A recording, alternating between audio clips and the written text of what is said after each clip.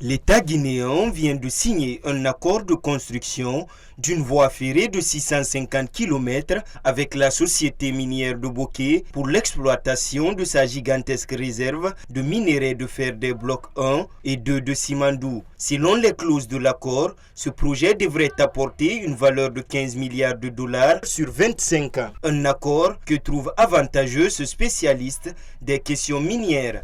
La signature de cette convention est une avancée qu'on peut saluer. Il y a assez d'avantages pour la Guinée parce que c'est des infrastructures qui vont permettre de désengorger une fois encore le pays, de désenclaver une partie du pays, une bonne partie du pays, et notamment le corridor sud de Kiroané à Forêt-Karia, notamment de la mine au port de Matakan, qui sera en fait le port d'évacuation du chemin du minerai de fer, d'environ 80 millions de tonnes par an.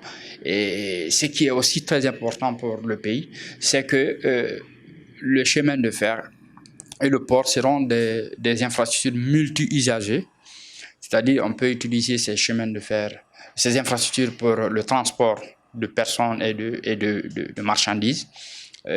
Donc ça, c'est quelque chose de très intéressant. Et dans le futur, ça reviendra dans l'escarcelle de la Guinée comme patrimoine du pays après exploitation. Pour éviter des conflits entre la société minière de Boké et la population riveraine, Amadou Ba invite le gouvernement au respect strict du code minier guinéen.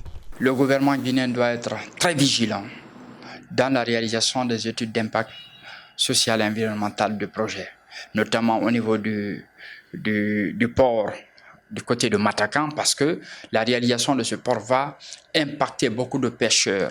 Et c'est une zone de pêche, c'est une zone, disons, maraîchère, où les populations cultivent le riz.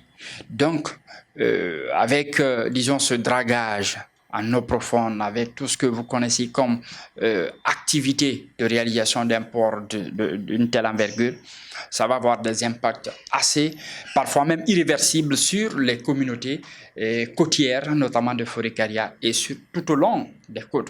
Selon les spécialistes des questions minières, Simandou est le plus vaste gisement connu de ce type dans le monde, avec 2 milliards de tonnes de minerais à haute teneur.